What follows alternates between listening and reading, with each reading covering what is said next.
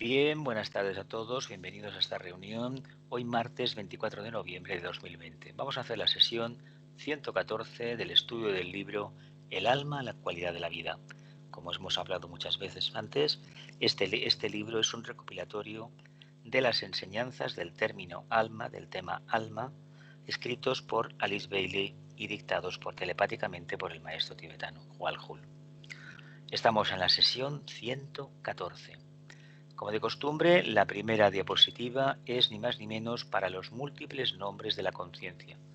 Si os interesa en particular alguno de ellos, recordad que cada 10 diapositivas aproximadamente tenemos un espacio de preguntas.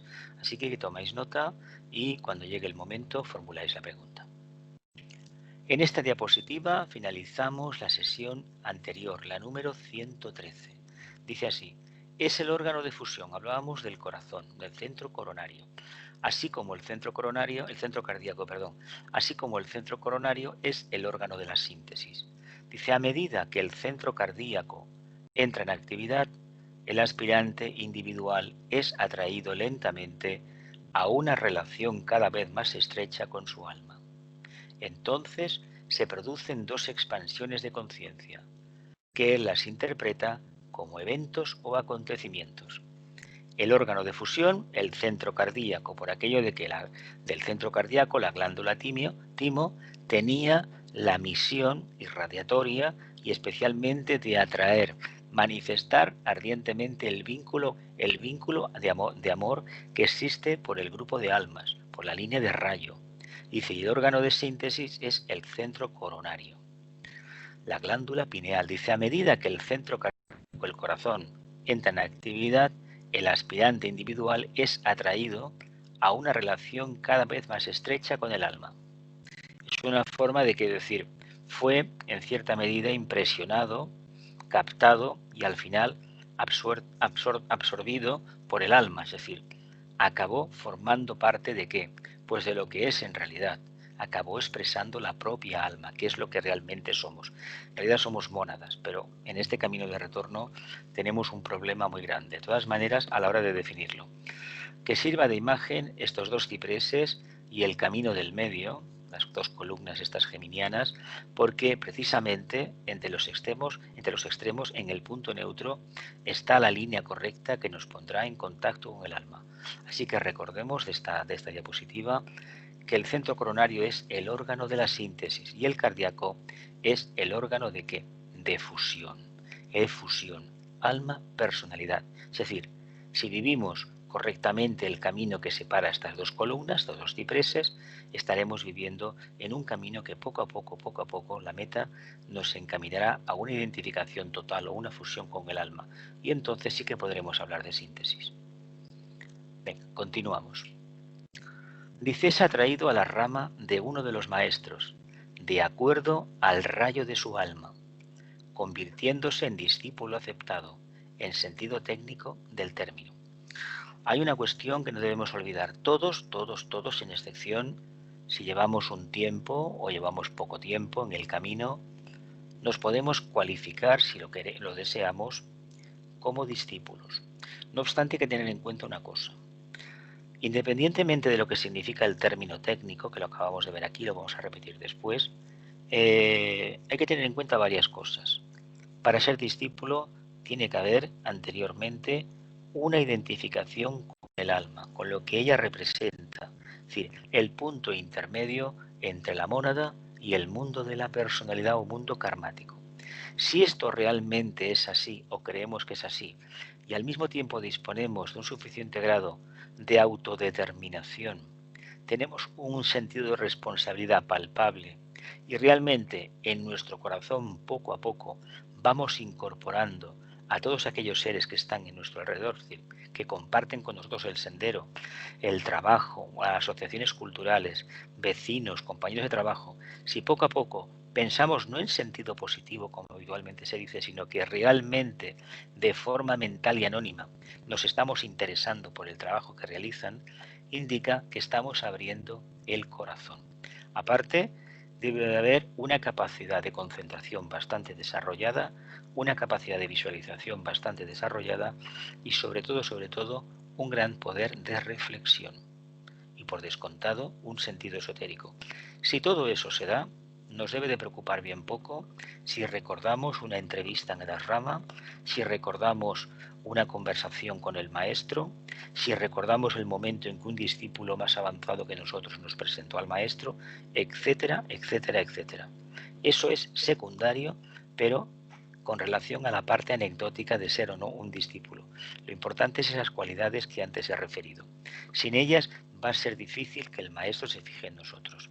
Y antes de considerarnos discípulos, preguntémonos qué tenemos nosotros dentro que puede llamar la atención al maestro. Preguntémonos esto nada más. Dice, es atraído a la rama de uno de los maestros de la jerarquía, de acuerdo a la línea de alma, de rayo de su alma. Se convierte en discípulo aceptado, en sentido técnico, es decir, aquel que le dice al maestro, mire, si confía en mí, yo me voy a dedicar a partir de ahora al servicio del plan. Ojo, eso no lo puede decir porque hasta ese momento lo estaba haciendo. Lo que sí es que a partir de ahí lo que va a suceder es que ha conocido al maestro y poco a poco va a empezar a aceptar su, ni más ni menos, que enseñanza. Aquí hay que matizar una cosa. El maestro que te prepara para la iniciación son varios maestros. Y a partir de la tercera iniciación, el que te acepta es aquel maestro que vas a llamar técnicamente tu maestro. Por lo tanto, yo no haría elucubraciones sobre cuál es mi maestro o quién no es mi maestro, porque si tengo maestro, si no lo tengo, etcétera, etcétera, porque es perder el tiempo. Lo importante es que esas características que he señalado anteriormente resuenen un poco en nuestra conciencia y realmente nos aboquemos a desarrollarlas. Son fáciles. Ahora, eso sí, para ser discípulo hay que tener una vida interior muy rica, ¿eh? No muchos conocimientos, no, una vida interior rica.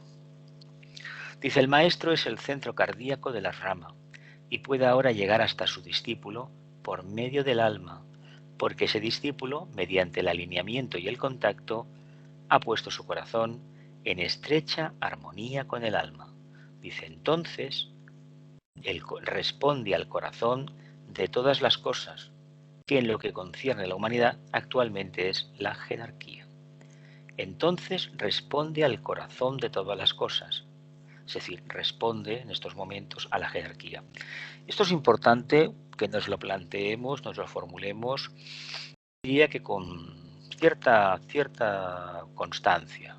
No diré que cada día 30 veces, pero sí que nos podríamos formular una vez a la semana unos 5 minutos de reflexión. Nos podríamos preguntar de qué utilidad somos para la jerarquía planetaria. ¿Somos realmente útiles? ¿Somos un estorbo? ¿Confiamos en la jerarquía? ¿Nos da igual? ¿No es nuestro problema? Porque tal vez, si somos un poco sinceros, vamos a ver a lo mejor si vamos por el camino que creemos acertado o por el contrario, el tema de la jerarquía nos deja indiferentes, ¿eh?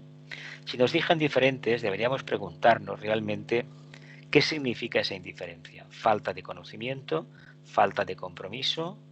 ¿O que no nos perturba la existencia o no del maestro y lo que nos interesa es manifestar las cualidades del alma? Si nos interesa manifestar las cualidades del alma a pesar o gracias a la precipitación karmática que va acompañada, entonces no nos quepa la menor duda que estamos siendo observados por un verdadero maestro de la jerarquía. Pero eso es asunto de cada uno y lo que debemos hacer es poco a poco estar muy atentos. Así que el discípulo, tarde o temprano, es sensible a la presencia de la jerarquía, a nivel telepático, nivel mental superior. Continuamos.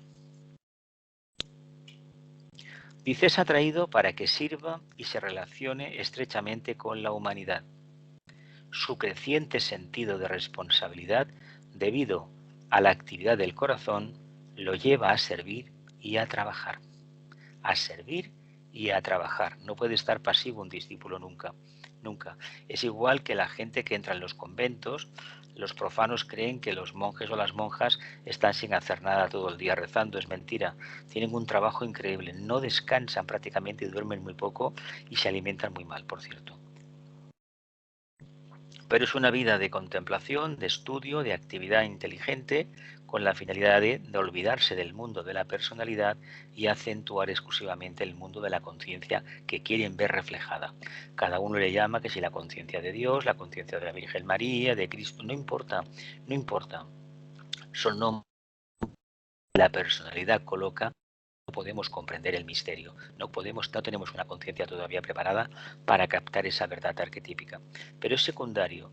Lo importante es que el sentido de responsabilidad, la actividad, el corazón abierto, realmente sean reales, no sean ficciones. Porque si son reales, no nos preocupemos, ya llegará el día en que veremos y reconoceremos al Maestro.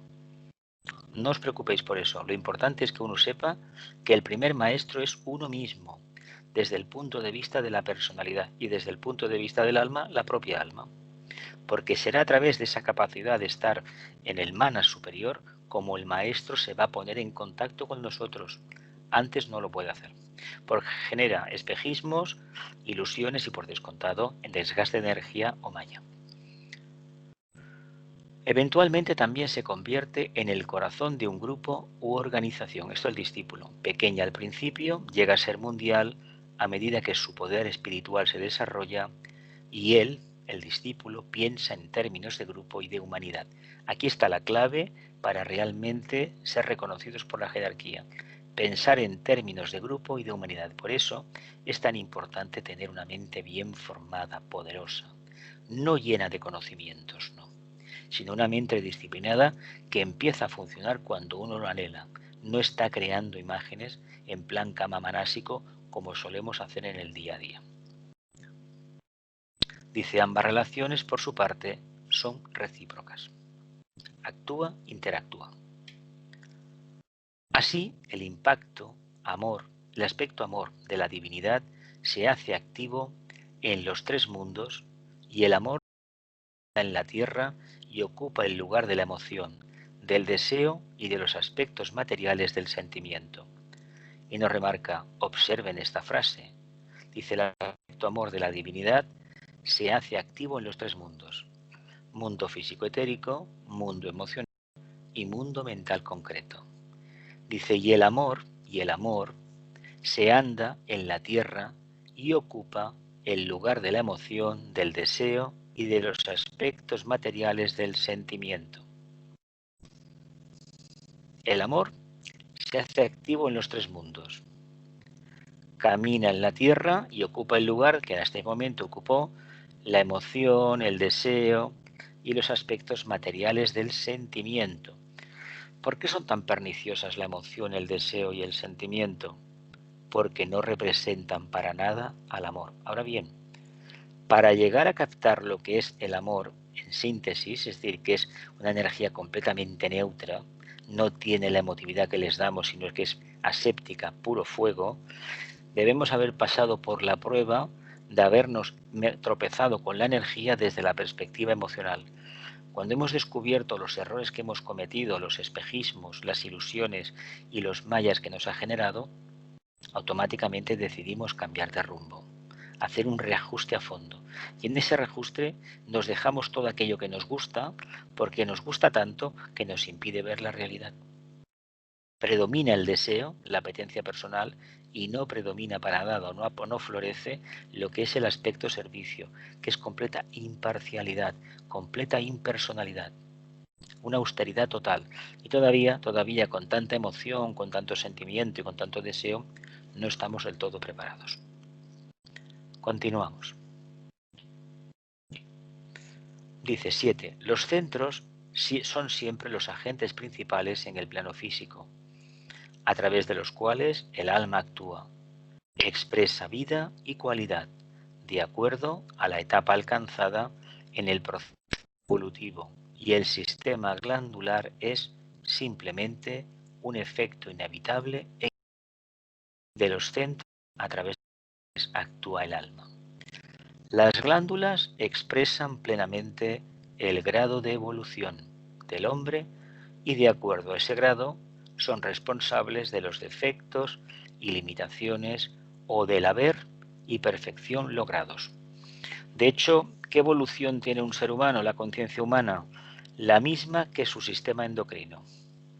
Y podríamos añadir la misma que su sistema óseo, la misma que su sistema sanguíneo, que su sistema linfático, ¿verdad que sí? Todo esto lo podríamos decir abiertamente. ¿Por qué? Porque el cuerpo físico, y no lo que está más allá de lo metafísico, sino el propio cuerpo físico, indica el nivel evolutivo del morador interno, del alma. Y esto creo que más o menos lo entendemos, ¿no?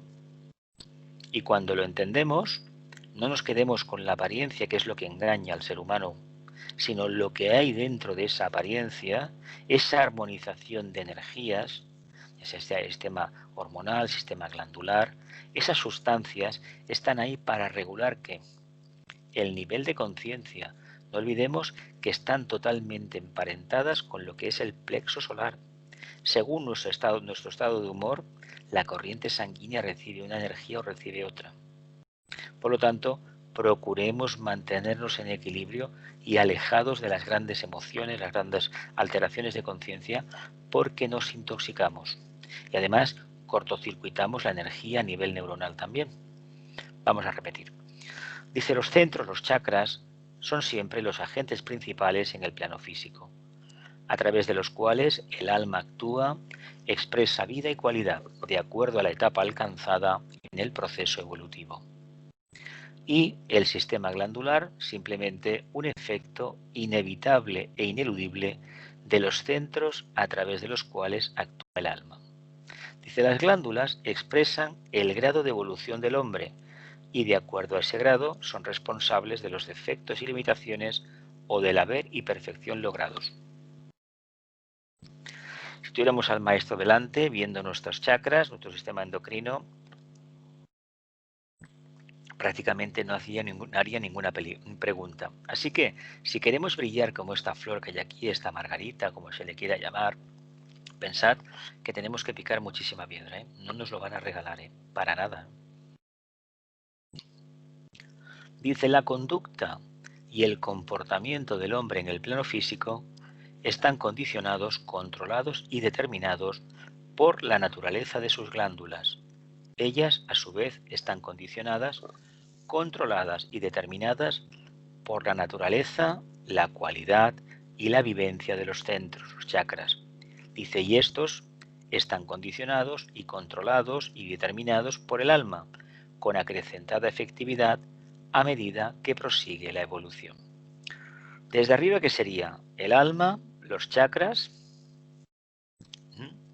las glándulas y la corriente sanguínea que va a transportar ¿qué? Esas energías, esas secreciones.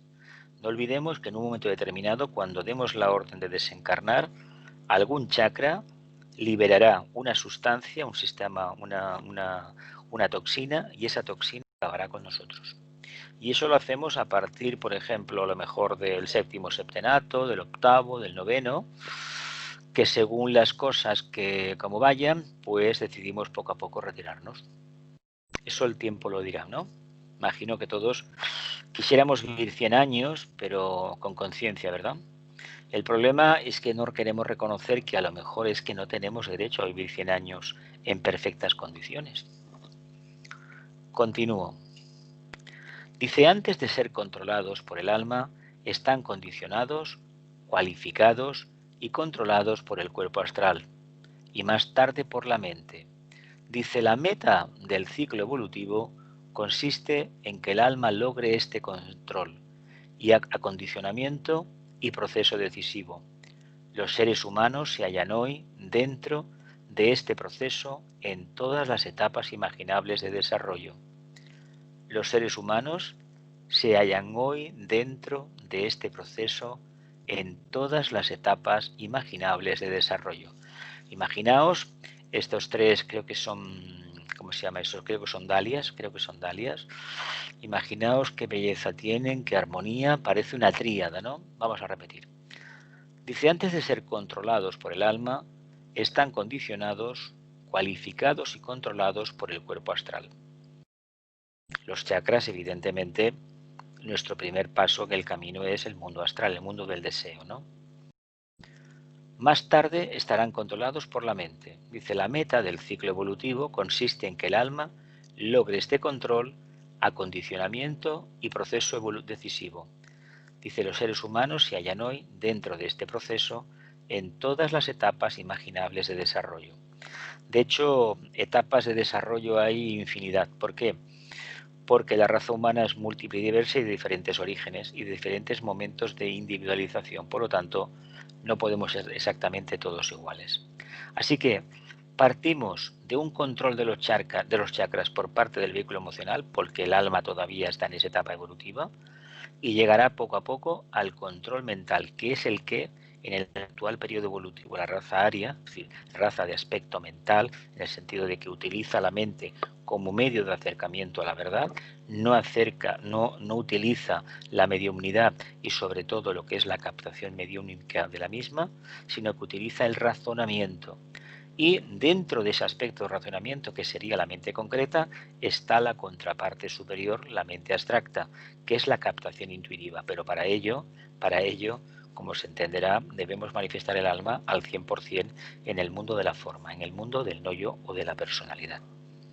Ya queda poco para las preguntas, ¿eh? Dice, alineamiento del ego con la personalidad. 1.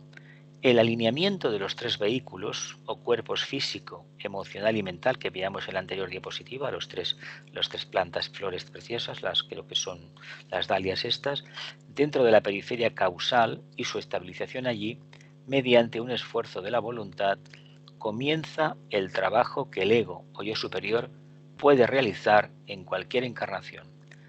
Alineamiento de los tres vehículos o cuerpos, físico, emocional y mental inferior, dentro de la periferia del vehículo causal, ¿no?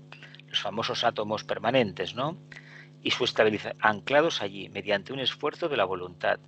Dice, ahí, en ese momento comienza el verdadero trabajo que el alma puede realizar en cualquier encarnación. O sea, que hasta que no haya un acercamiento claro y estabilización en la periferia de ¿qué? De la parte más elevada, de lo que es el aspecto manásico, no olvidemos que la tríada es Atma, Buddhi, Manas, y nosotros tenemos la contraparte inferior que procede del mundo de la forma y del deseo, que es la mente concreta. Esa mente concreta nos permite, llegado su momento, cuando hayamos construido este antakarana, este camino de acceso, pasar a la mente abstracta. Mientras no estemos focalizados en ese antakarana, en ese nexo de unión entre la mente abstracta y la mente concreta, y seamos conscientes de esa dualidad, ¿creéis que como almas podemos hacer algo? ¿Verdad que no? Pues bien, ahora vienen las preguntas, así que adelante. Venga, preguntas, no os calléis. Gloria. Elena, Milagros, Encarna. ¿Quién se atreve? Mira, cuando ha hablado de una vida interior rica, que el Sí, discípulo tiene que tener una vida interior rica, se refiere a la meditación, entre otras cosas. esto lo digo yo, se refiere a la meditación y sobre todo a ese tesoro que ofrece la reflexión continua, la actitud meditativa, la vida subjetiva, dicho de otra manera. Hay dos formas de entender la vida, según la psicología, el introvertido y el extrovertido, ¿no? Esto que nos enseñaban en la escuela. No obstante, hay otra que está, no es que las trascienda, es que está en otro nivel, es la subjetiva, la que está por debajo, más allá de la forma. ¿Qué sucede? O está debajo de la forma. ¿Qué quiere decir? Pues ni más ni menos que es esa corriente de vida, de conciencia, que no se identifica con lo manifestado, no lo acentúa, pero reconoce que está viviendo con ella. Por lo tanto, tiene el perfil marcado de lo que es la existencia externa y de la interna a la vez. Es una síntesis en el fondo. Claro, una de reflexión nos aporta matices en el día a día, nos desarrolla poco a poco lo que sería esta capacidad de percepción denominada pues tercer ojo, más o menos el centro magna, y vamos viendo matices a nuestro alrededor que continuamente nos hablan de síntesis y nos hablan de vinculación con el alma. Y claro, nos hablan de integración, nos hablan de absorción, nos habla de reconocernos uno con el Creador. Y es muy importante prestar atención a esta capacidad, porque esto puede desarrollarse en cualquier momento con la meditación esotérica. Y cuando pasan los años, uno va viendo que aquello que en un principio percibió, con los años lo va viendo cada vez mejor.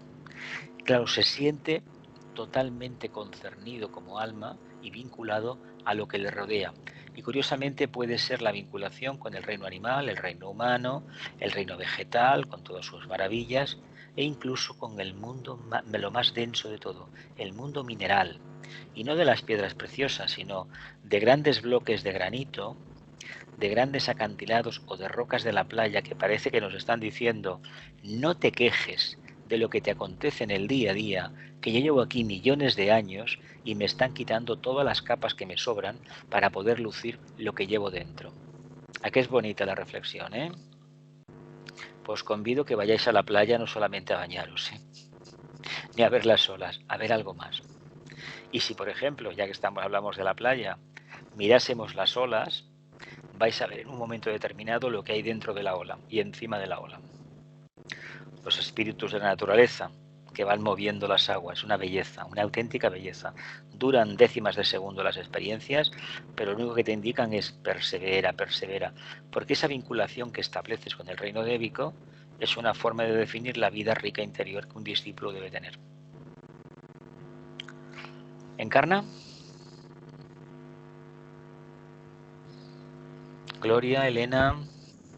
A ver, mira, ahora al final ha hablado de la voluntad, hablando de la integración de los tres cuerpos, en que el alma toma posesión. Claro, es que cuando si no, habla de cuando habla de esta voluntad, ¿es voluntad del alma o es la voluntad que, digamos, el trabajador espiritual ha de poner? Mira, a través del vehículo mental. La voluntad del alma la veremos cuando llegue el momento. De todas maneras, no olvidemos una cosa.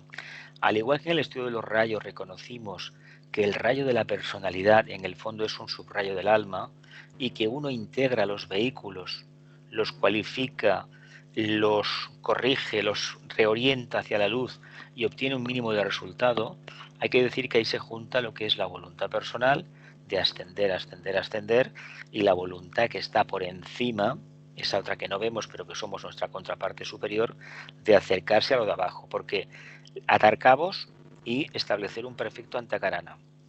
Eso ya sabéis que se empieza a construir de los dos rincones, y hay un momento que no hay constancia plena hasta que uno se da cuenta y puede certificar que ese camino interior que empezó hace mucho tiempo a construir realmente está construido y puede deambular de un extremo al otro, de la mente abstracta a la mente concreta, con cierto grado de libertad y sobre todo con la capacidad clara de poder aportar en este plan del Antakarana, la más densa, la visión que existe desde arriba.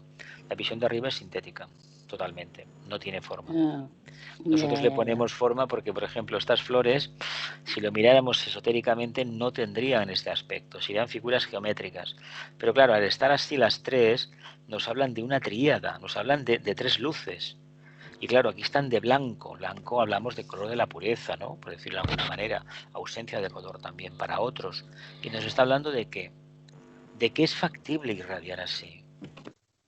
Y que necesitamos alcanzar esa pureza, esa integración para que los tres, el aspecto de la tríada espiritual, que es lo que realmente somos, somos mónadas, pero no podemos entender un mundo sin divisiones, sin dualidades, es imposible para nuestra conciencia.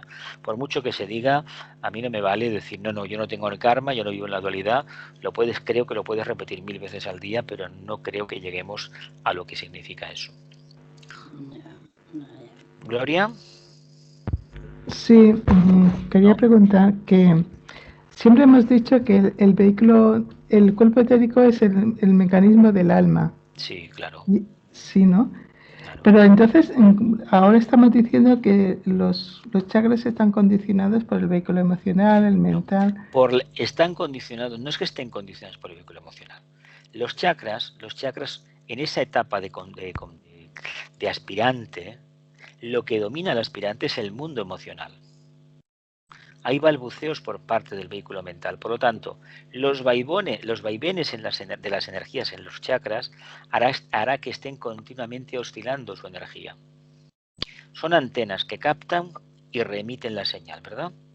Si tú vives bajo la impronta del vehículo emocional, del mundo astral, evidentemente tú, según si no lo controlas, no tendrás suficiente estabilidad. Entonces, ¿qué le afectará? ¿Qué le pasará a esos chakras?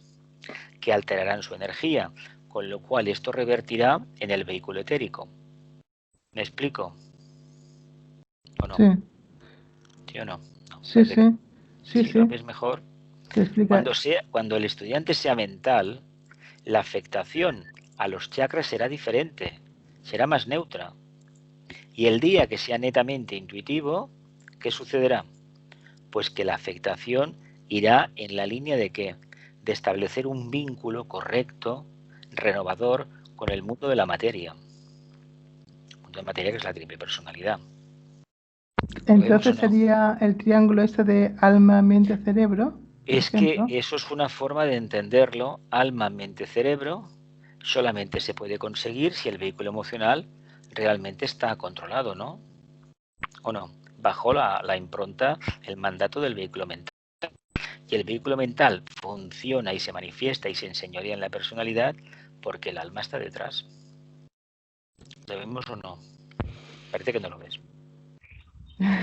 No, no lo ves. Bueno. A ver, las energías son una cosa. Todo es energía. Todo son interrelaciones.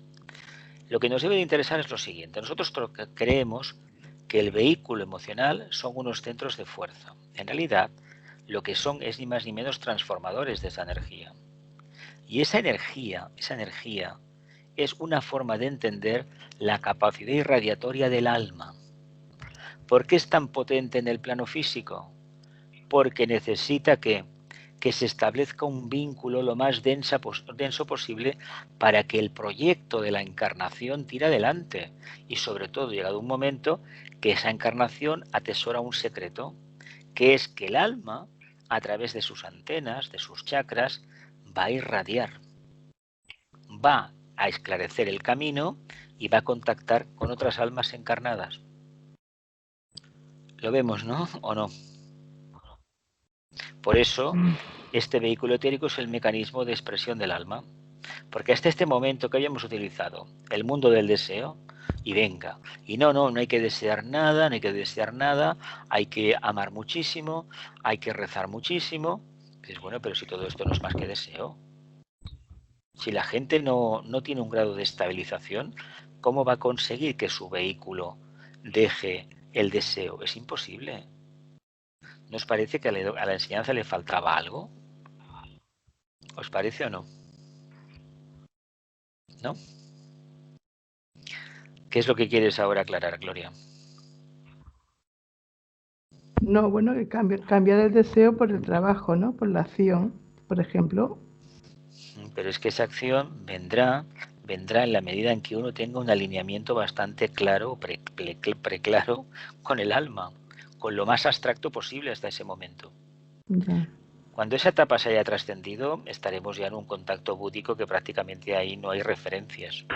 Los arquetipos no dan referencia alguna comprensible al alma humana, ¿eh? No. Bueno. ¿Nadie más? Encarna, ¿no querías formular ninguna pregunta? Dime. Sí, una muy cortita. Y es, veamos a ver, la función del antakarana. Antakarana es el puente de unión entre la mente concreta y la mente superior. Vale. Incluso entre la mente abstracta y lo que sería, la mente abstracta, sí, la mente abstracta. Mente concreta, mente abstracta. Pero ¿esto cómo es cómo se construye? ¿Hay alguna manera o es que se va construyendo en la medida? Es el desarrollo del vehículo mental. Vale. Cuando uno va trabajando el tema del pensamiento a través de la meditación, va extendiéndolo. Y evidentemente, a medida que las preguntas son de gran voladas, de gran alcance, la respuesta, si se ha hecho bien, será exactamente lo mismo. Entonces, ¿cómo se construye técnicamente? No solamente por la meditación, sino tal y como la entendemos, sino por la meditación continuada, manifestando sentido de responsabilidad en el día a día, silencio profundo y sobre todo utilizar la mente no en sentido discriminativo exclusivamente y con afán de ridiculizar a los demás y encontrar solamente a nivel de efectos y limitaciones, que es muy característico de las conciencias emocionales y también de pseudomentales, sino de ver a través de la mente, la capacidad que tenemos de integrarnos, juntarnos y trabajar juntos con los demás. Pues sabéis que la mente concreta divide, la mente abstracta une. ¿Por qué? Porque tiene amor. Tiene amor. Esa es la única diferencia que hay. Lo que pasa es que decir que la diferencia es el amor y no amor, nos quedamos en lo mismo. Es una simpleza. Hay que dialogarlo más, hay que matizarlo más, hay que extraer más conclusiones. Y claro, ¿qué pasa? Que la forma clara que tenemos de purificar los chakras y convertirlos en agentes irradiadores, en faros que iluminen nuestro alrededor, es no tener el problema emocional de la separatividad y sobre todo tener una mente abocada a la síntesis, donde el amor sea la energía básica. ¿Me he explicado un poco? Sí, me has aclarado más. Vale. Entonces, Gloria, ¿te queda alguna duda? ¿No?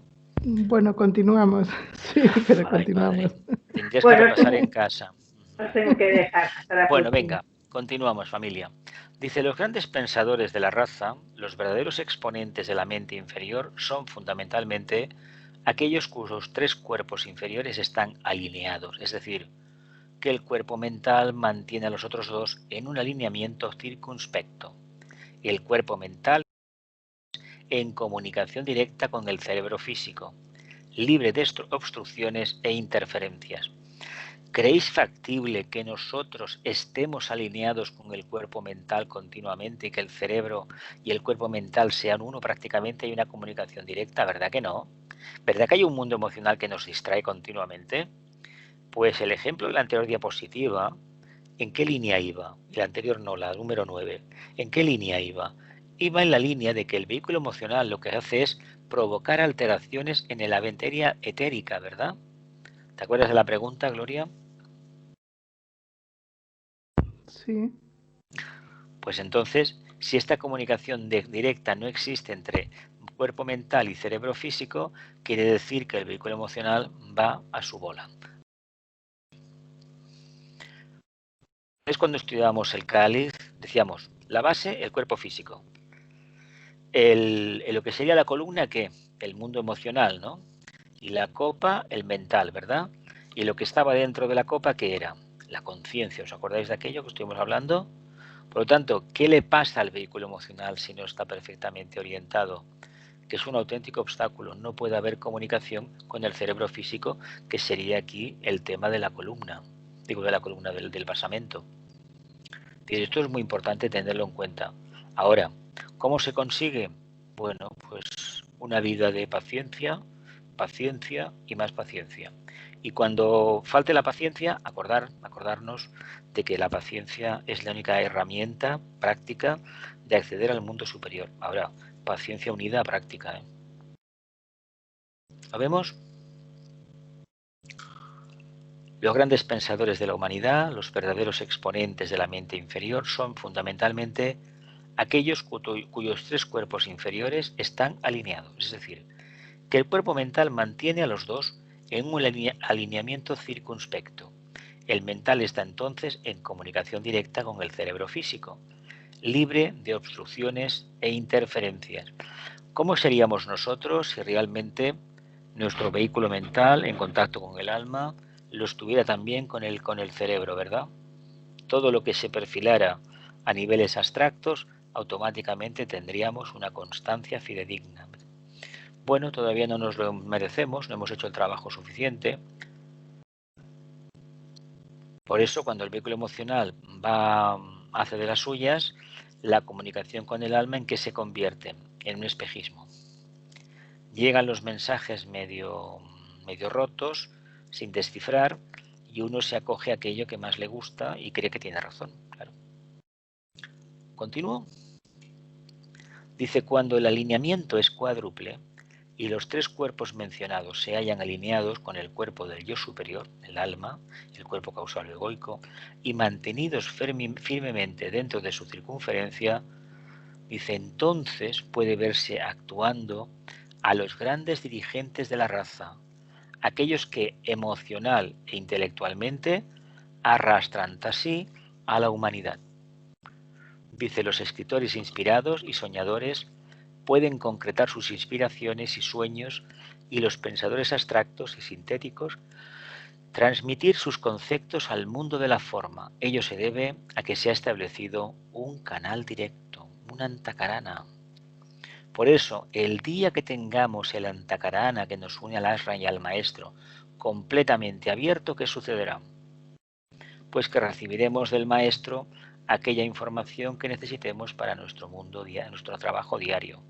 Pero no es que nos mande cada día un WhatsApp, sino que va a haber una interacción completa entre lo que el maestro tiene dentro de su mente, que es lo que debemos hacer, más o menos simbólicamente hablando, y lo que realmente está haciendo uno cada día en el trabajo. La línea de servicio escogida. No se trata de que funcione al detalle, porque no le interesa al maestro eso. Al maestro le interesa ver cómo todo eso que has aprendido, completamente abstracto, eres capaz de plasmarlo de manera objetiva, concreta y al mismo tiempo se trata de que brillemos como estas flores, estas composiciones de esta exposición de Girona de cada año, que puedas brillar como esas flores, que seas al mismo tiempo sencillo y que sepas capaz de poner una ventana a una pared inexistente, por ejemplo, y que no haya ningún impedimento para que las energías circulen, además de color lila. Qué bonito. ¿Lo vemos o no?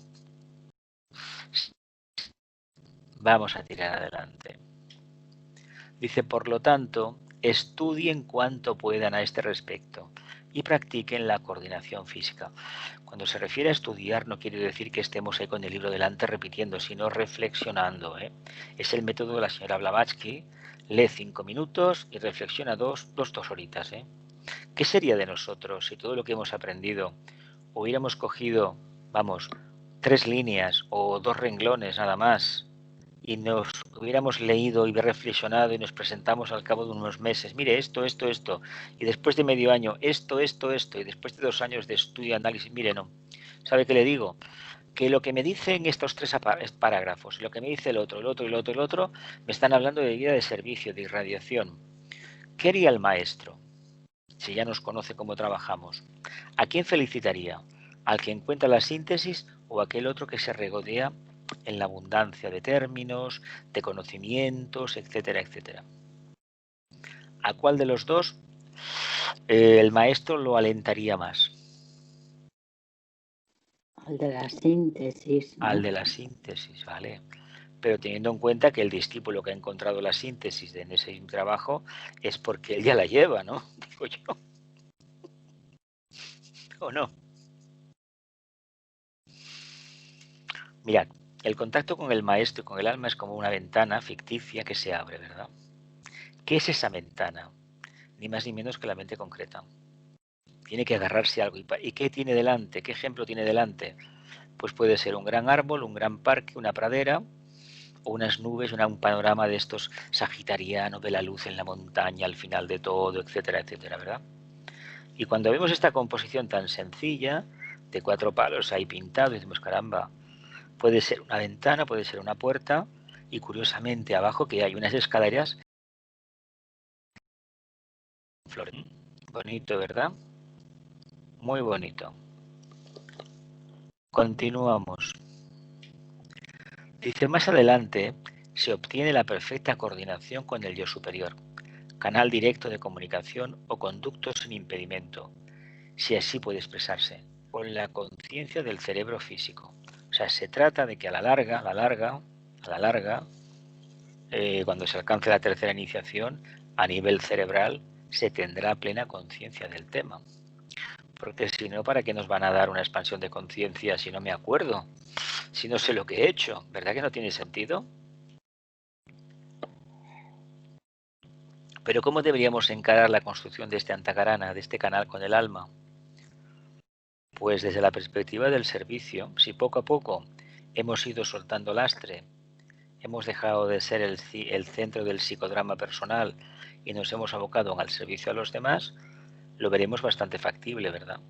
¿Verdad que sí?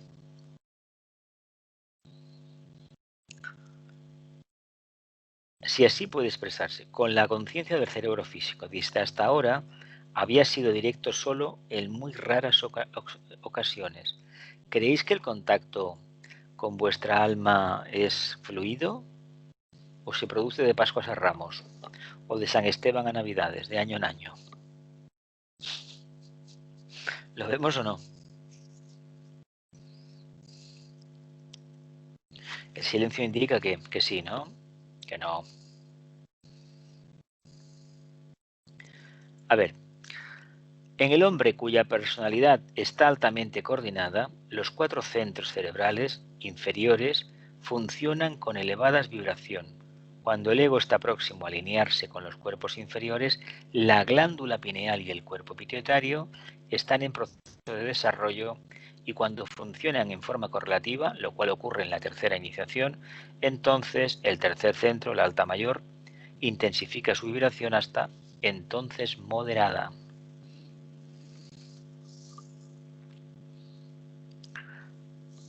Dice, en el hombre cuya personalidad está altamente coordinada, los 4 centros cerebrales inferiores funcionan con elevada vibración. 4 centros. Dice, cuando el alma está próxima a alinearse con los cuerpos inferiores, la glándula pineal y el cuerpo pituitario, son los cuerpos inferiores, están en proceso de desarrollo, y cuando funcionan en forma correlativa, después de la tercera iniciación, se activa el centro alta mayor. Está aquí en la nuca, donde el cerebro parece que se junte por atrás, más o menos, está por ahí, pero solamente está activo a partir de la tercera. Hasta entonces era moderada. Glándula pineal, ¿lo vemos? Dice, cuando el alma está próxima a alinearse con los cuerpos inferiores, la glándula pineal y el cuerpo pituitario están en proceso de desarrollo. ¿Por qué el interés en focalizarnos en el centro agna, por ejemplo, en el cuerpo pituitario? ¿Por qué este interés? Porque este trono entre las cejas tiene que al final ejercer control sobre qué, total, sobre lo manifestado, y dejar con el tiempo el trono, este trono entre las cejas, al Señor solar, que está precisamente, esta voluntad del alma, está ni más ni menos en el centro coronario, la glándula pineal. Fijaos estas flores, lo que están irradiando y lo que nos están indicando.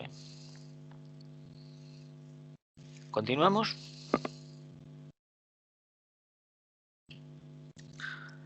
Al recibir la quinta iniciación, un poquillo largo, la interacción entre los 3 centros se perfecciona.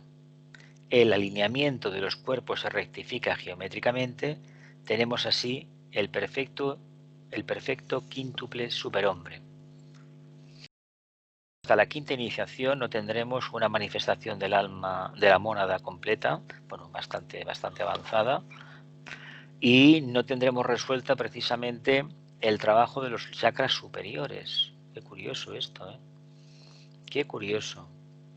Aunque hayamos agotado la necesidad de encarnar, pero todavía queda algo por trabajar. Fijaos a la derecha, esta ventana abierta al campo, abierta a la realidad. Ese es nuestro foco, el visor que tenemos para apreciar la realidad. Esa figura geométrica del rectángulo de la ventana, que es lo que utilizamos ¿para qué? Para ver. ¿Os imagináis un momento en que ya no exista esa forma? ¿Sí? Dice, en el hombre común, este alineamiento se produce únicamente a intervalos, en momentos de tensión, cuando los esfuerzos humanitarios son necesarios, y en momentos de intensa aspiración, antes de que el ego o alma se aperciba constantemente de la personalidad o yo inferior. Debe haber alcanzado la abstracción, en mayor o menor grado. Cuando esa abstracción involucra las emociones, está basada en la mente y hace contacto con el cerebro físico. Entonces comienza el alineamiento. Cuando la abstracción involucra las emociones, está basada en la mente y hace contacto con el cerebro. Entonces comienza el alineamiento.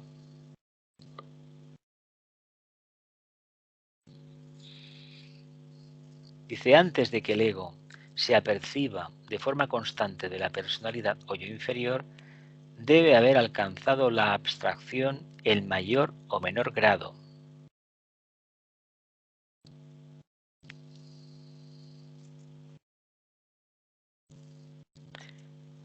Antes de que el ego se aperciba constantemente de la personalidad o yo inferior, debe haber alcanzado la abstracción en mayor o menor grado. Cuando esa abstracción involucra las emociones, está basada en la mente y hace contacto con el cerebro físico. Entonces comienza el alineamiento. Cuando deja de prestar atención a qué, aquello que es material, ¿no? ¿Que procede de qué? De los vehículos de la personalidad. Lo vemos, ¿no? Más o menos. ¿Sí? De allí la práctica de la meditación, pues tiende a la abstracción, es decir, a alejarse de lo superior, de lo que está en la periferia y centrarse ¿qué? En el punto más elevado posible. Despertar las emociones y la mente para adquirir conciencia abstracta. Tiende a la abstracción la meditación y a despertar las emociones y la mente para adquirir conciencia abstracta. Dice, el verdadero pensamiento abstracto solo es posible cuando la personalidad en recíproca vibración con el ego o el alma se ha alineado suficientemente como para formar un canal casi libre de obstrucciones.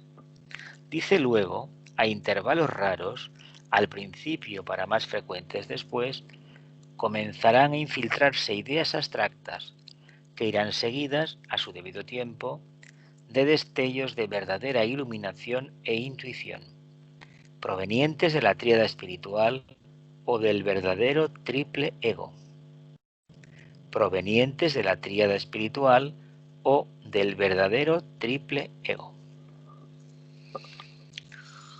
Y aquí, remarcado, el verdadero pensamiento abstracto solo es posible cuando la personalidad, en recíproca vibración con el ego, se ha alineado suficientemente como para formar un canal casi libre de obstrucciones. Bueno, es lo que nos toca realizar, ¿no?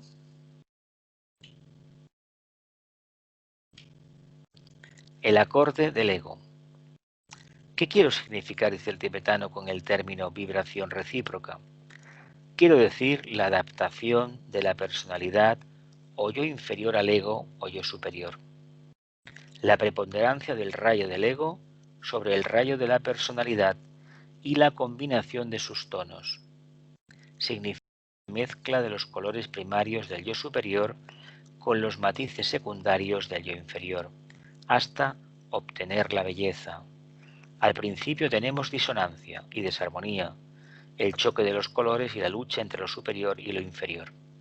Bueno, pues aquí tenemos unas flores, creo que son de estas que hortensias, y también hay bugambilia, y hay alguna más que no conozco el nombre, que son una auténtica preciosidad, ¿no? Hasta que no mantengamos una vibración tal que resume armonía por todas partes, va a ser muy difícil que tengamos el alineamiento alma-personalidad establecido. Es cuestión de práctica y de meditación, por supuesto.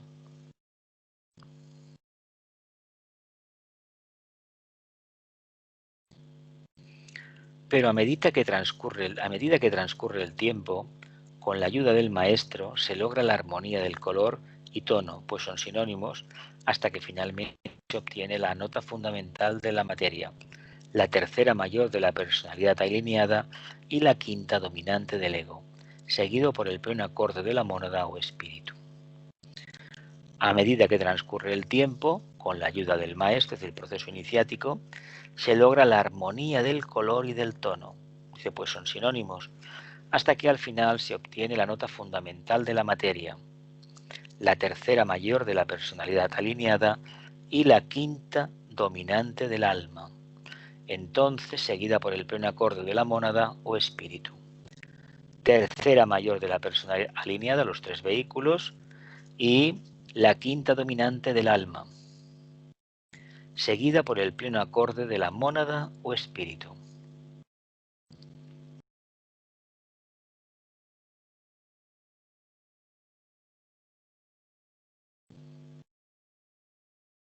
¿Continuamos? Venga. ¿Qué significaba lo último? Tercera mayor de la personalidad alineada y quinta dominante del ego, seguido por el acorde de la mónada. ¿Qué podría significar eso? Venga, ¿preguntas? ¿No? Bueno, eso yo no sé muy bien lo que significa, pero sí significa que hay una armonía ya ahí, ¿no? Que la mónada ya se comunica y con el alma y el alma con el cuerpo. ¿Por qué es tan importante el 5 aquí? Aquí hemos dicho del 5. El 5 el pleno es la y la quinta jerarquía, dominante del ego, la quinta. La quinta y el vehículo búdico, ¿no? La quinta. Pero si hablamos de la quinta del ego, ¿qué sería el alma? La quinta A ver, del ego. el quinto, el trabajo de Hércules, el número 5, que es Leo, la afirmación, ¿no? La afirmación. Entonces el tercero sería la personalidad, ¿no? Sí. El tercero. Vale, el quinto sería, digamos, la autoafirmación de esa personalidad, ¿no es cierto? No, porque el tercero sería la personalidad alineada y la quinta, la nota quinta dominante, sería ya del el ego, alma, ¿no? la quinta. Y esta nota, ¿qué nos posibilitaría vivenciar la experiencia en el plano, en el quinto reino?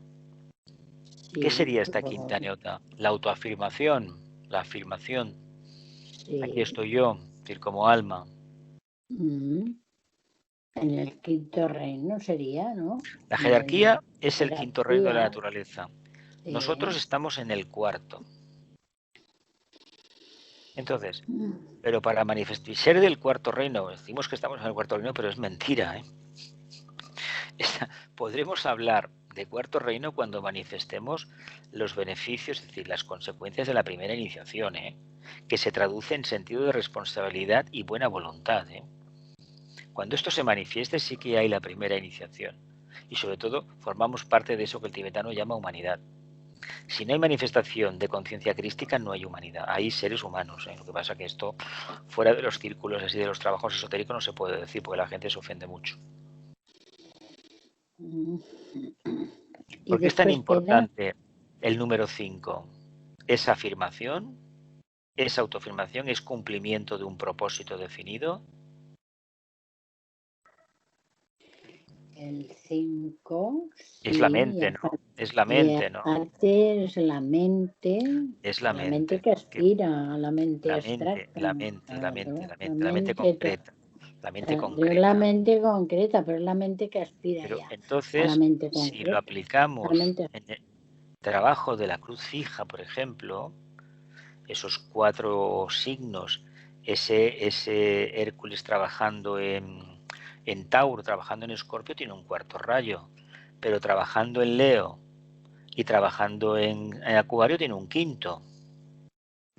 Y es el mismo Hércules, ¿no? Simplificando, vamos a simplificar un poco y a lo mejor nos salimos un poco del proyecto. Si realmente la relación con la materia, entre alma y materia, personalidad, materia, personalidad, alma, es correcta, vivenciamos la prueba de ¿qué? Del desapego a la brava, que es el cuarto rayo, ¿no? La armonía en el conflicto. Pero esa armonía idílica que hemos construido o hemos alcanzado, ¿cómo lo plasmamos objetivamente en sentido racional, utilizando el quinto rayo?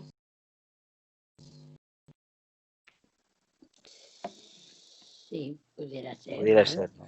El cuarto rayo nos va explicando. Es que el cuarto rayo, a ver, es la energía que engrasa todo, es el eje.